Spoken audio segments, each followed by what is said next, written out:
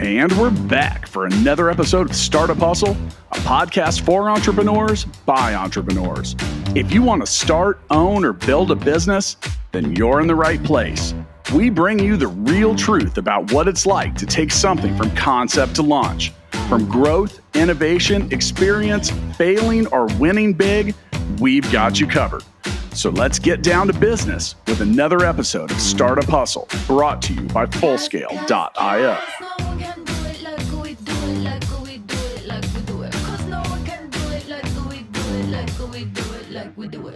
And we're back. Another episode of Startup Hustle. Matt DeCoursey back with another conversation that I'm hoping helps you and your business grow. I'm sitting here and I'm going, man, how am I going to validate all of it? My business, my ideas, everything. And as usual, I'm struggling. So I've brought in an expert. Now, before we get into that, I do want to let you know that today's episode of Startup Hustle is sponsored by Fullscale.io, helping you build a software team quickly and affordably. With me today, I have Kelly Radi. Kelly is an international keynote speaker. She's written several books. She loves superpowers and Wonder Woman and is an expert on validation, and is exactly why I've got you here with me today. Kelly, welcome to Startup Hustle. Thank you, Matt. I'm so glad to be here. And I feel like my single goal is for you to leave feeling validated. How's that? Well, and we're going to get all into that and maybe all the rest of the problems that I have in and around my life and business. So now, before we get into that, for my sake and the sake of the listeners, give us a little bit about your backstory. Awesome. Well, first and foremost, huge fan of Wonder Woman and what she stands for. And I'm going to come back to that later. Sure. But I grew up in rural town. Anybody who's watched Little House on the Prairie knows where I grew up. I grew up by Sleepy Eye in Mankato and went off to college to be a pilot. Didn't work so well for a girl who'd never really flown before, who got motion sick every time she'd fly her lesson. That was my first reality where I had to make a left turn, if you will, and figure out how to be resilient, find a new path, figure out what's next. And from there, walked away with an aviation degree, PR degree, worked for the airlines for years, and ended up getting married, having a baby, living back in central Minnesota. We call it God's country up here. And started working for a healthcare company as a spokesmom. You heard me right. Spokesmom. I had been an at-home mom by choice for more than a decade, and knew that all of a sudden I was itchy. Like, I loved being Kelly Radi, public relations woman, expert. Then I went from being a professional to being mom. And let me tell you, for any women out there listening, career women who've made that shift, we have a whole lot of identity wrapped up in our careers. And to shift from PR professional to mom, there was some changes going on. And it was a decade later, I got itchy for another career change. And that's when I took the job as spokesmom. And when they said that, I thought there was a mistake, spokesperson. But they were actually looking for somebody who could relate at eye level with moms in the communities they served. And so that's how I got the gig and really cut my teeth as a speaker and continued to do that for several years. All the while, there was this little tiny voice in my head saying, someday you're going to write a book. Someday you should write a book and be your own boss. And so that's where my entrepreneurial spirit started to grow inside me. And bless his heart, I'm married to a man who doesn't mince words. And one day I was talking on and on again about how someday I'm going to be my own boss. Someday I'm going to write and speak. And finally he looked at me and he goes, Kelly, when someday? And I kind of looked at him and went, what?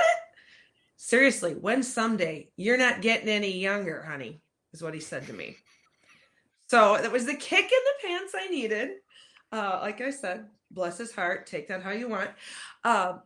I quit my job and jumped in both feet into writing my first book, which just paved the way for speaking. And that is what I do to this day. I get to go out and meet amazing people. And my goal is to really help people empower and activate what I call their inner superpowers, which is really Wonder Woman talk for character qualities, gifts, talents that you have in order to live your fullest and most productive lives, whatever that looks like for you. So a couple things. First off, you and Mrs. DeCoursey could probably have several drinks over the discussion of being married to people that don't mince words. Your husband, honestly, I think gave you very valid and great advice. One of the things I've talked about a lot is everyone's sitting around waiting for the quote right time.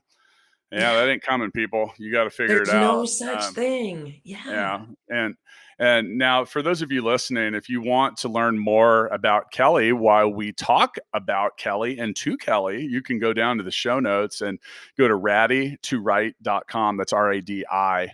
So, and oh yeah, one last thing.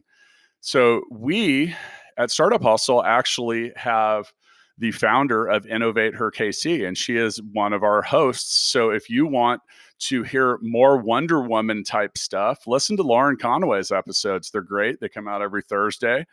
We're probably going to have to give her a second day of the week because it's been so popular. But that's been a really that's a lot of fun. And we, Kelly, we recently branched out and added a few additional hosts, largely because me, as a middle-aged white dude from the suburbs of Kansas City, I didn't have a whole lot of perspective on being a spokesmom or Wonder Woman. And, we wanted to give a different point of view from that. That's gone well. Now, as far as a lot of the advice that I believe that you'll be able to give me, it's not about boys and girls. It's Oh, some of it absolutely not. when it comes to validation and finding success and finding a lot of things, it's repeatable on so much of the process. Now, sure, we all have a different set of options and a different journey and different obstacles, but in the end, what I found, and you've written a couple books, and the first one, it's called Out to Sea, A Parent's Guide to Freshman Voyage. So I have a daughter that's about 6, and I'm already terrified of that day. So I might get this book and start reading it now to get a plan together. And your second book, and I love this title, is Wonderful, and that's FULL. Activate your inner superpowers, no cape required. Now, love that too. So one of the questions that I ask regularly of people, usually towards the end of an episode when we're chatting, is what are your superpowers? But I'm going to move that to the top. So if you're going to help me, if we're going to define superpowers, let's just get it out of the way. What are yours? Oh, my superpowers, gosh. I ask everybody else. It's kind of fun to have somebody ask me. My superpowers start with the people I surround myself with, and that's something I do talk about in the book, is the power of people. And the people you put in your inner circle, the people you choose, because it's a choice, can either raise or lower your standards. So I get my superpower from my people, and people inspire and validate me in order to do what I do. But I think there's so many superpowers. I would say I have the power of voice. I have the luxury, the opportunity to use my voice as my career. And probably the biggest superpower I share with other people is truly loving on and validating people. Because if you're a leader and you want to bring out the best in your team, there's an old saying, my grandma used to say it, you get, what is it? You get more bees from honey than vinegar, Honey. Yeah. something Yeah. along that lines. Same thing. If you want to get the most out of your teams as a leader, you got to build them up. You got to bring out the best. That doesn't mean you don't correct. That doesn't mean you don't work through problems, but you want somebody to perform for you, let them know you appreciate them. It's so simple. It's PR 101. It's human relations 101. And that all comes from respect. So, and I agree with everything you said. Now, on the flip side of that, one of the things as a leader that I found is, well, everyone's different. So we all have a different personality style, and our own personality style reacts differently to people that have the same personality style or different ones than us. And, as I'm in my mid 40s now, and I've evolved as a leader and a person, and have done a better job of understanding that. But I have learned that there are some people that you pull and there's others that you push. And there is a True. whole subcategory of stuff under each of those. Have you found the same thing? Because you talk about validating and building you up. Like I can do that to X degree, but then it's up to you to do it on yourself. And like one of the Right, things that right. people, I'll get other entrepreneurs to say, well, I want some advice. How do I motivate my people? And I'll say, you can't. And they're like, what do you mean? I'm like, you can for like a very brief amount of time, but in the end, they have to motivate themselves. So what are your thoughts on that topic, especially with different types of people? Because you mentioned the power of voice. So you're an extrovert, probably, like I am, which means that our voice is a lot different than someone that's an introvert. So what's your take on all of that when it comes to leadership, communication, and validation? Well, I do think it is circumstantial as well as individual. And for example, I told you my husband said, "You're not getting any younger." Is that really validating or is that the kick in the pants I needed at that moment? And Which so it's which was it? being that both. No, it was actually the kick in the pants I needed. It was in his own unique and not so subtle way was saying, do you have my blessing to do this? He isn't a guy, I don't require permission. He isn't one who says you need my permission, but he was saying, I got your back. Jump, do it, try it. And so it's being able as a leader, if we're talking about leading a team, being able to read your people, taking the time to know them, not manage them, but to know them and lead them so that so I'm going to know, okay, Matt needs this approach, whereas so and so Lauren might want a different approach. It's understanding. There's something we say in the speaking world, and that's know your audience. I'm not going to go in and give the same presentation, program to a group of 16-year-old girls, high school women, that I would to a room of 40-something Matt's entrepreneurs. So it's knowing the audience and customizing the fit a little bit. Make sense? Yeah, and that's kind of case in point what I was saying. Now, one of the things that you talk about, the pushing or pulling. All right, some people, if you said, "Hey, you're not getting any younger," they're going to go back to their office and cry. And cry. And Absolutely. so that's probably not the right approach with that person. It's No, not. no, Now, at the no. same time, if you have someone that you pull, now I find that the type B personalities respond better to pull. Type Mm-hmm. A goes a little better with push because the type A personalities have a little thicker skin on some Oh, days. Like, and they just don't care. Like they're just kind of like, I got and get you. moving. Yeah. So now one of the things, and this is an interesting male female dynamic, and this is an interesting question. Do you think that leadership should or needs to handle men and women differently? I do think we are different creatures. I think it's a delicate topic line to pigeonhole everybody together. I actually think it's not as much man and woman as you just said, personality type A, personality type B. I think it's even before that as a leader, personal accountability is so important. Teaching that and modeling that. I can't expect my team to model healthy communication and personal accountability and respecting each other, regard male female whatever the category you want to put people in, if I'm not doing it myself. So I do have a big, I get on my soapbox about modeling the personal accountability from a leadership standpoint. So then whether they are pushed or pulled, it's very clear what the expectations are. Sure. I think that's an important part too. I think regardless of who you're speaking to, man, woman, type A, type B, if you don't clearly define where you expect people to be, like, what are we trying to do here, people? Like, this, what are we trying to accomplish? And it's shocking how many people and businesses and people that are attempting to lead don't do that.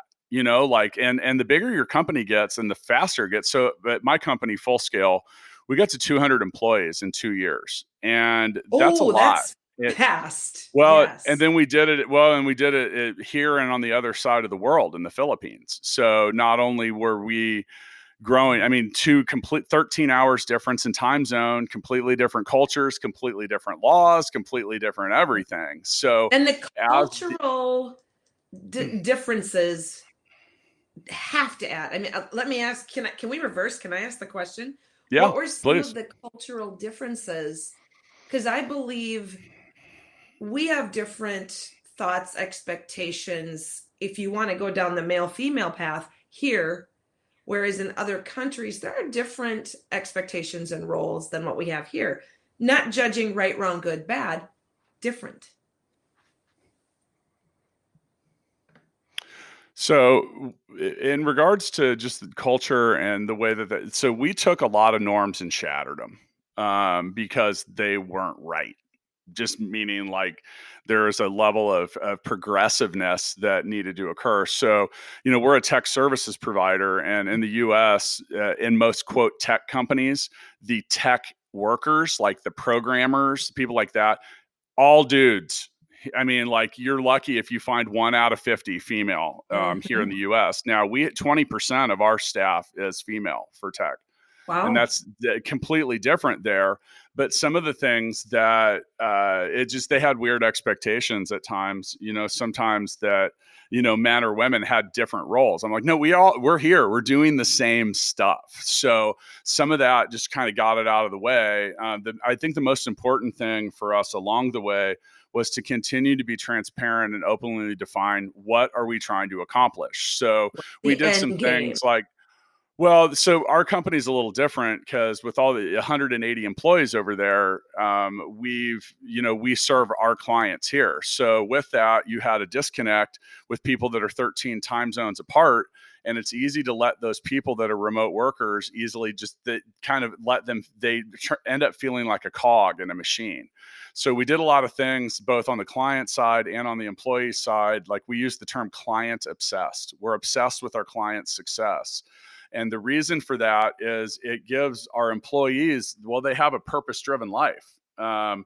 And you realize and really emphasizing the importance that they have. Like, hey, what you get up and do every day makes a big difference for our clients. You help them win, whether you see it firsthand every day. You are vital. And that part right there, regardless of gender or culture or whatever, I believe is really important wherever you're at.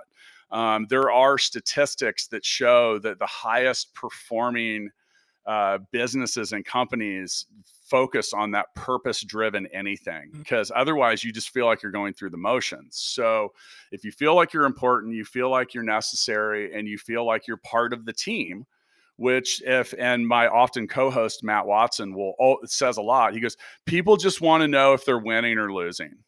So on some of that, it was about being transparent and being open, and why not? And then it's different in our company too, because as we serve dozens and dozens of clients, our business model is our employees just work directly for our clients. So they report to the clients, they do everything. So technically, we have about 40 different work cultures That's amazing.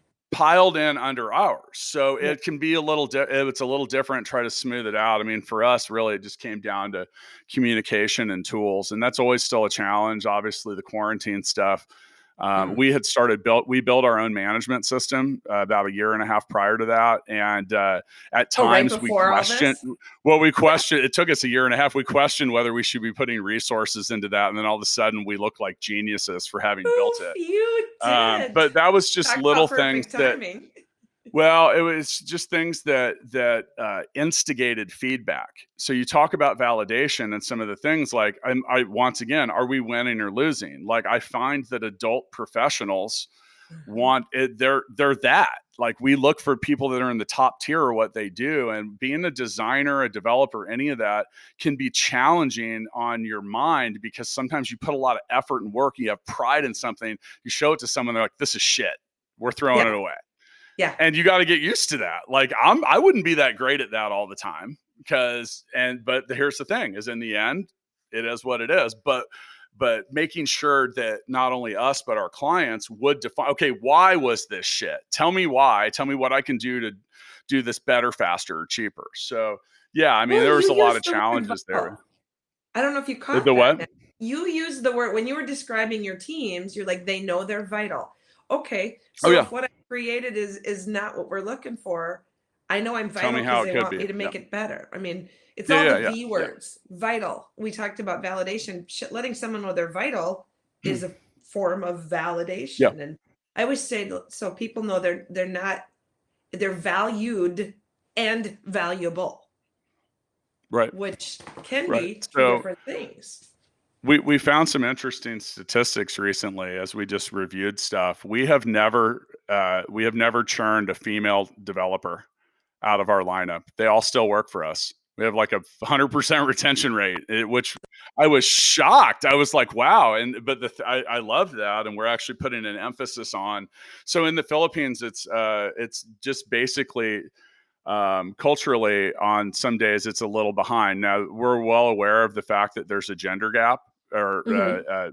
income gap with genders, but it's even more pronounced there. But we, like, once again, demolish that. So that probably Yeah. has something to do with the retention, because we're offering the same opportunities. But I You think that that's think? important. And yeah, and really for us, it's just about results. And I think that's, we were talking about leadership and validation. To me, the only thing that validates the effort, the vision, any of that, is the results.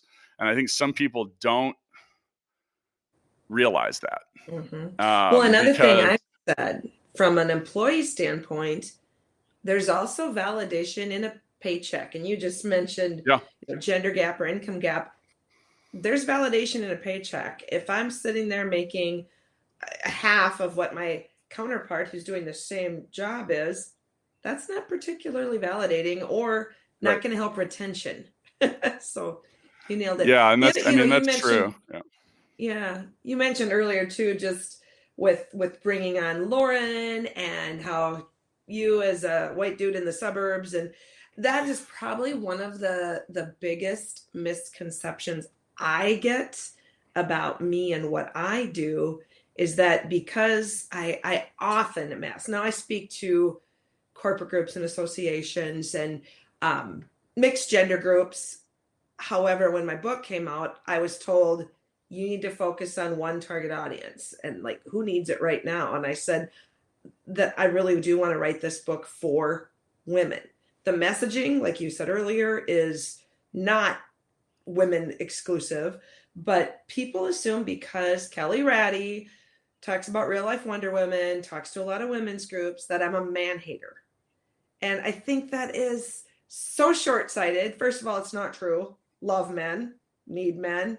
I see us linking arms with men. I see what you're doing is not, it's not putting women on a pedestal either.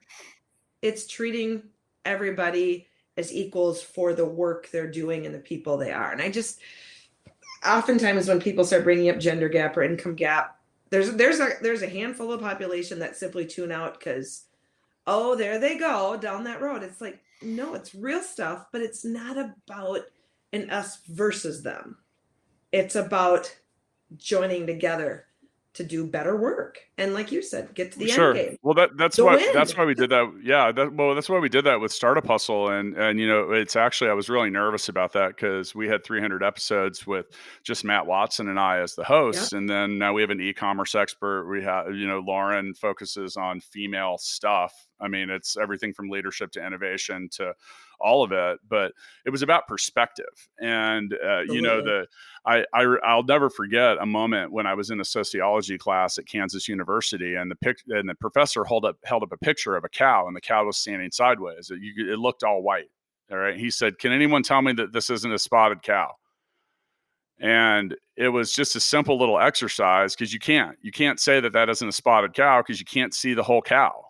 You can't see the other side of it. You can't see the Uh, top of it. You can't see the bottom of it. But it was a very, I thought, a very brilliant example. I mean, here I am 25 years later remembering that. And that always stuck with me, because, and it's the same way with entrepreneurs and problem solving. Like, and that's where, we talk about diversity and a lot of different things. Get a lot of different people in your team that are going to look at things from a different point of view, like you as the spokesmom, or me as someone different. Like, we would have completely different sets of input. And I get that. We get that in our own planning and groups all the time. You talk about becoming wonderful. Well, if you want to become wonderful, you have to have, like, because the whole path to getting there is about having all these different perspectives. You can't just look at the side of the cow and say that it's not spotted. The other side of that cow could have 50 spots on it, could be so there's a zebra lot of, stripes. Mm-hmm. you never know. So the whole thing is walk around it, get above it, climb below it, pick its tail up, look in its mouth, like Talk these to the are all things cow. that, talk to the cow, and don't eat it. Maybe later, Talk to the cow. but the point is, and I think that's why, I find it to be interesting that your comments about, well, is she a man hater? And the funny thing is like, I think that's an unfair statement. So I wrote a book about entrepreneurship. Would that make me a woman hater? Like, and You that's what I'm tell saying. It's not a me. fair. It's not fair to you. Like, men don't get that same shit, and I think that's kind of funny. So, I mean, honestly, I would say that from the outside looking in, the entrepreneur mom, Yeah, if there that's we what you go. would There's a call new it, one. has a much harder path, because in America, men often expect women, despite the fact that they're a parent too, to do more of the work. I don't So, remember the like I said, exact numbers, yeah, but there was a study and it was, I'm going to massacre the numbers, but it was something like 70, like even if both partners, male, female partners, are working full time, that the female still had, it was 75 or 85% of household chores were her expectation. And yeah. like, That makes it a little. whoa. That makes being an entrepreneur or being successful in life a much more challenging situation. So, and we mentioned at the top of the episode, we all have a different path to doing stuff. Now, things are repeatable, and predictable. Now, before we talk more about that, once again, today's episode of Startup Hustle is brought to you by Fullscale.io. We'll help you solve your problems. How about that? So now, I've mentioned a couple times the repeatable nature of success. I know you're not a fan of the word balance. I have a feeling that comes Hot. with the work life thing. Now, I wrote a book called Balance Me that was about, it's the realist guide to a successful life. Now, I don't believe in work life balance. I do talk about personal, professional, and physical. I believe those are Mhm. the three elements of your life. And I also, very quickly, because people on the outside looking in, they're like, you wrote a book about life balance. I wrote a book about how you will probably never have balance, but understanding where it might exist is a good start in getting the control over certain parts of your life that have gone out of control. Why don't you like the word balance when it comes to work life harmony? So I look at it as harmony as opposed to balance. I think, as we talked about earlier, the standards that we're supposed to uphold as women in this case, with the extra housework, whatever it is. um, I see so many women in the career stages of life striving for the unattainable balance, for this thing called perfection. That is a myth. Perfection is a myth. It doesn't exist. And so I like to change the word. And the method behind that is, if you think about work-life balance as an orchestra. Did you play an instrument in the band at all growing up? Oh yeah, What'd you play? I played the tuba because I was the only kid big enough to carry it home. It's okay, Mr. Tuba. I played the piccolo. Opposite end of the Completely spectrum. different hauling dynamic there. I, Yeah. I can fit my piccolo inside your tuba. A case to uh, carry it, or you know. or about 150 piccolos. Yeah. Yeah, my girlfriend who played the trombone would throw my piccolo case in her case, and then I just didn't have to worry about it. Anyway, Smart. we digress.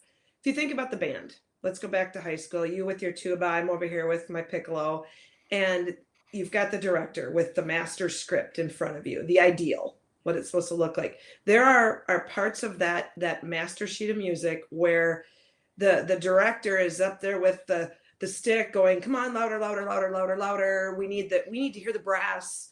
Woodwind, simmer down. A little bit later, it's all about the percussion. And everybody else has to be quiet. Sometimes it all makes beautiful music together.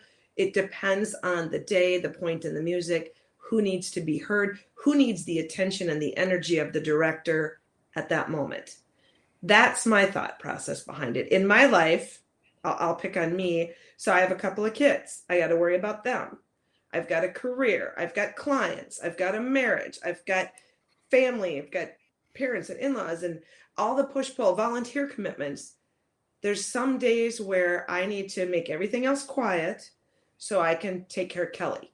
I might need a day for my mental well-being to take care of me. That's where my energy and my time and my thought goes. And other days, it's got to be all about the career. I've got XYZ 3 programs to give that week. I've got to focus. And you know what? Somebody else needs to handle this, this, and this for me. So I just really look at it instead of perfect, teeter-totter or seesaw. Depends on where you grow up, whether it's the perfect balance in the teeter-totter, or I look at it, let's go for harmony so that ultimately it all works together. But Tuesday might be more about career and Friday might be more about kids. Make sense?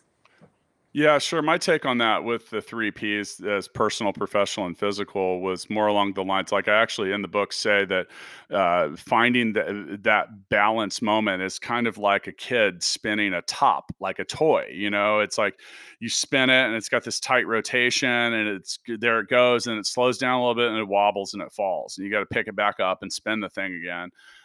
Really, and without going into a long dissertation on this. The thing is in those three categories, if you're overly invested in one of the three, then eventually the other two will come back to claim that balance in some ways. Oh, So if I you're over like that. invested, so if you put, and you only have 100% of your own effort. So if you put 90% of your effort into professional for too long, you will have underinvested in your personal and your Physical. physical being, and maybe you have a health problem because you're fat and you're out of shape and you're not paying attention. And now here's the thing: is the perfect example is if you have an issue or you get sick or something like that, you're no longer going to be able to put 90% of that effort into your professional life. On the personal side, if all you do is work, you're never around your family, your wife might leave you, your kids may end up rotten, you got to end up with dealing with all that exact same situation. It comes It's back going to to finding the whack everything else balance. out of balance. Yeah. Yeah. So, and now the Yeah. thing is though, is that people have asked me, they're like, well, what's perfect balance? I'm like, I have no idea, man. It's different for you than it is for me. So,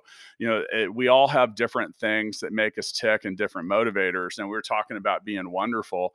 I would challenge everyone listening to write down, what are the things that make you tick?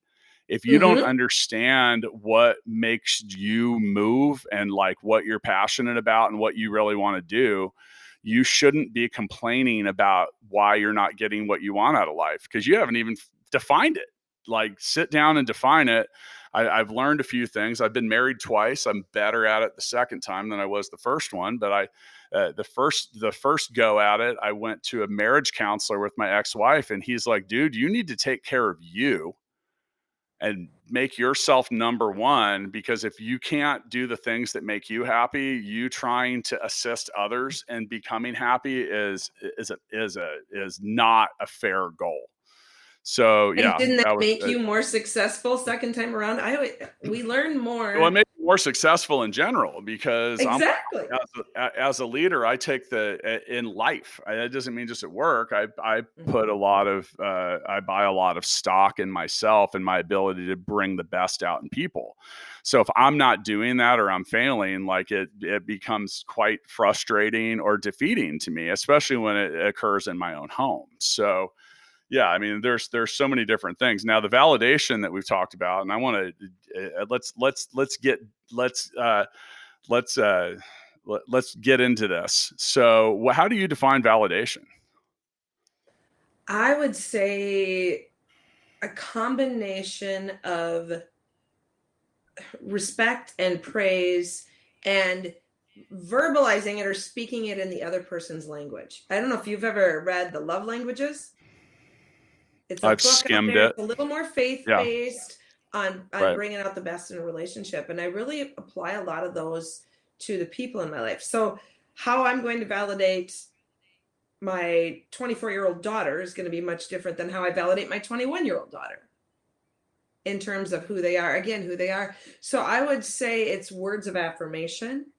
It might be, we talked about validation in a paycheck. For some people, a simple little note on their desk is like, they noticed, they saw the win, whereas for somebody else, it's a gift card.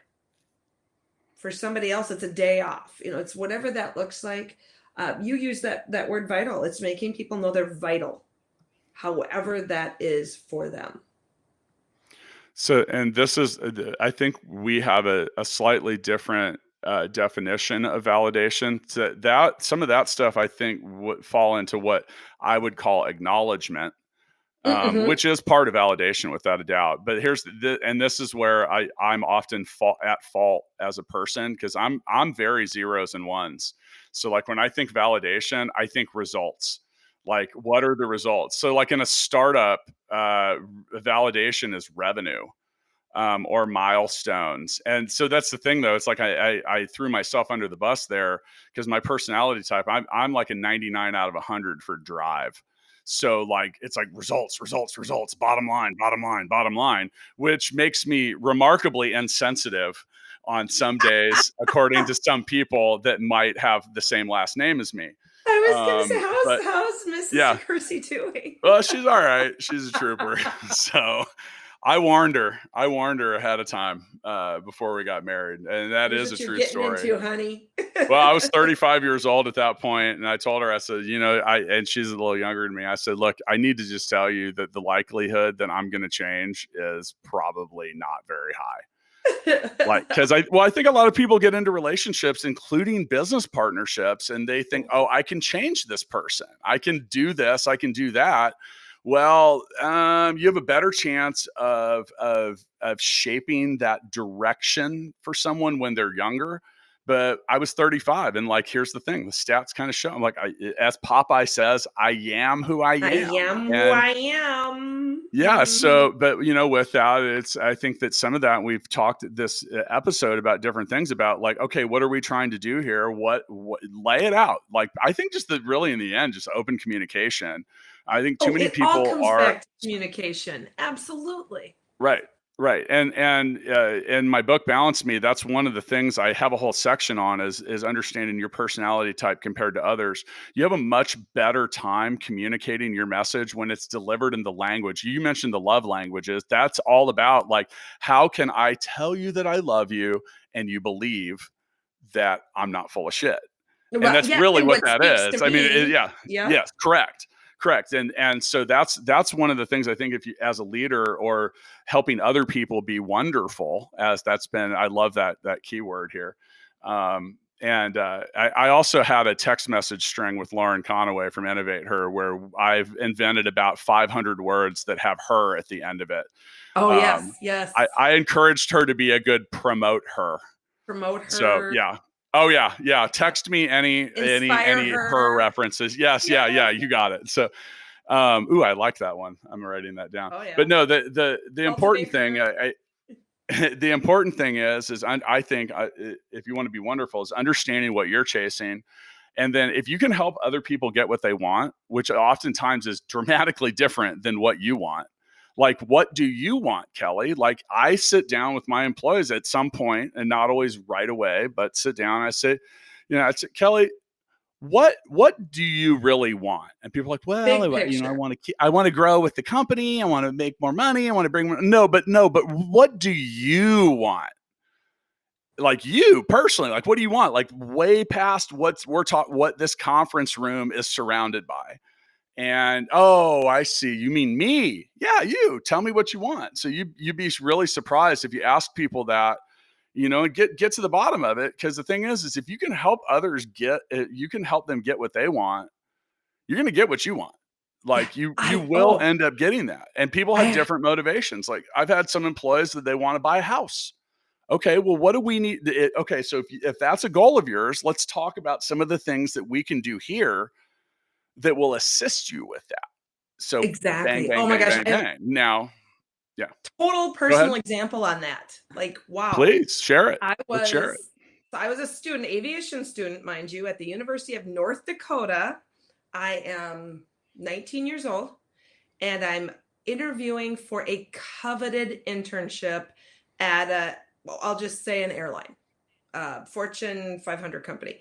And again, I'm 19. I'm a hick from the sticks. I'm interviewing with the VP of whatever the branch of this particular, the division was for a job in an internship in flight ops. And I'm sitting there and it's actually a panel. It's two men, I would say 50s, and 19-year-old Kelly in her first business suit she's ever bought. And I'm sitting there interviewing, and it was that question, what would be your personal and professional goals, or what do you see in 5 years and 10 years? And in a corporate interview, oh yeah, I want to be a wife and a mother. Guess what? They were both married to at-home moms. They were both fathers who saw this kid answer it honestly. And so I do want my career first, but I also want the option of that someday. I got the job. And they told the one guy then ended up being my boss years down the road. And he's like, you were the first person to be brutally honest and not spew corporate talk at us. So we knew that when you spoke to us, you would tell the truth, even though it wasn't what you were supposed to say. So right there, I mean, it's what do you want?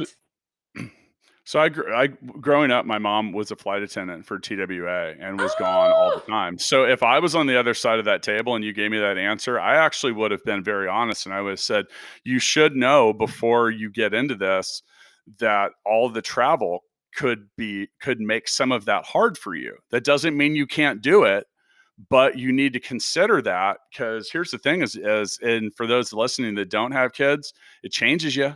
It doesn't mm, matter who you are. It changes you. And if you're gone a lot, that's a big thing. And like prior to to the timeline that starts with my book $1,000,000 Bedroom, I had travel jobs and I was gone a lot, and I didn't mind it because I was single. And as I got a little older, I was like, man, I don't know if I can keep doing this, because I'm not. I mean, I was even talking to like my coworkers that had been with great company, great job, doing really well. But like my coworkers that had done it for 20 years, they're like, dude, you're a young guy. Like, you're not going to live a normal life if you keep this job. And because you true. would travel 150 days a year. And they were just being real. And I really appreciated that. I mean, and honestly, that had a big part to do with why I quit.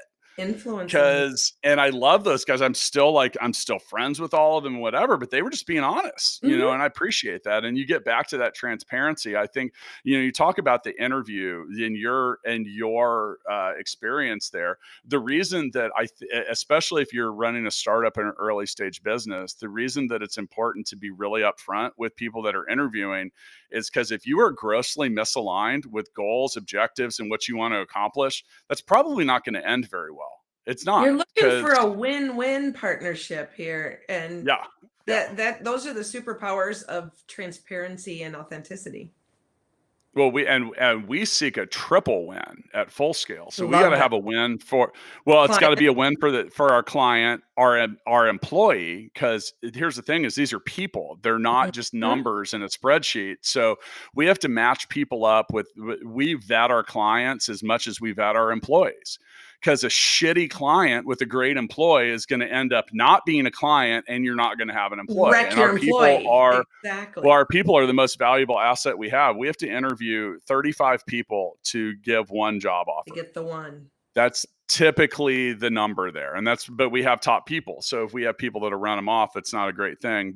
And then the third win's got to be for the company. And the more wins you can stack up. Now you got to be true to it though, because it's business puts pressure on you, and it makes you often make decisions that you would prefer not to make, but you feel like you have to make. And that's, I think, is a situation a lot of people I talk to now are in. They're like, well, I really would. I mean, I'd love to not have them as a client, but I don't know if I can afford to. Yeah, you can. Yeah, you can. I think there's two, when it comes to sales or anything, sales primarily for this example, there's two 4-letter words that I'm in love with: sold and next. Like, Oh, I be able to love say that. next, but I think in life, like, fucking A, people, say next. Get like to the people you mentioned it, and I'm kind of wrapping this up as we get towards the end where we do the founders freestyle. So I'll let you prepare your closing Ooh. arguments here. Why I buy you some time, Kelly. But no, the point is say next. Like, so many people I talk to, they overcommit. They agree to do too many things for too many people to do, and they keep hanging around with people that are not going to elevate them. They are a Oh, weight, not something that helps you ascend. I mean, look, and people have asked, they're like, well, you did well at an early age. Well, I got the advice that what's easier, for the people on top to pull you up, or for you to climb the mountain by yourself? So when it comes to being around people that you want to be around, look for those that are going to pull you up to their mountaintop. And it doesn't matter who you are. There's always someone that's at a higher peak than you are. And don't be afraid to ask them, because someone probably pulled them up. And, I think that that's an important thing. It's whether you're male, female, whether you're 19, 39, 59, whatever, like, look for those that are going to pull you up personally, professionally, and physically. So now, as I threatened earlier, we end our episodes with the founders freestyle, and you've been an entrepreneur, a speaker, an author, all things very entrepreneurial. What is some advice that you can give to startup founders or entrepreneurs that want to do better? Well, first of all, what you just said, surround yourself with people who get it. And I like the phrase, who are smarter than you. If you're the smartest person in the room, you are in the wrong room. That's one of the Yep. things I look at. The other thing is, so you talked about getting that advice when you were very young and starting. And this is a second career for me. I went from working in the corporate world as a spokesmom to running my own business as an entrepreneur and author and speaker. And probably one of the most powerful things that happened is one of my mentors, and I know a woman should never tell her age, haha. I turned 50 yesterday. And happy birthday. Thank you. One of my mentors is half my age. She is a year or two older than my daughter. And let me tell you, it was so funny because she said, Kelly, she goes, I just want to thank you so much for all your mentorship and for guiding me and helping me. And I really have taken a true interest in her career. And I said, I feel the same way about you. Talk about the win-win-win. Our careers win. Yeah, we well, win. you never know where you're going to learn stuff. I mean, it's an Your mentor. age doesn't define shit. It doesn't. Exactly. Don't think your it's mentor funny has to because be a certain age. Don't think your mentor has to have a certain title on their door. It's knowledge, it's personality, it's willingness to grow and to help you grow. Sure. Yeah. Overall, I'm going to parlay off something you said. You talk about being around the right people. We had a guest, the CEO whisperer, Cameron Harold, in, and he was talking about employees. And he said, look, it's pretty easy to classify those that you're working with. He said, you have racehorses, you have workhorses, or you have those ready for the glue factory.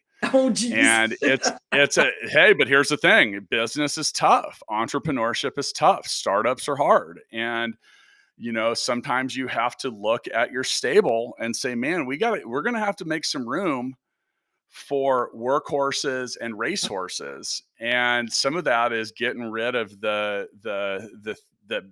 things. I mentioned saying next. I talk so much about that in Balance Me, in your personal or your professional life. If there are people that are dragging you down or infecting you with their negative bullshit, get rid of them. Mm-hmm. It's okay. And the hard part is sometimes they're your own family. So that becomes a Mhm. little more complex, but you got to address that. You have to take that head on. This has been a very interesting conversation in an episode that was once again sponsored by Fullscale.io. If you want to learn more about Kelly and her books, just scroll down, click the link in the show notes. I got to go because I am going to sit down and redefine my own quest for becoming wonderful. So I'll see you next time, Kelly. Thank you. Talk soon.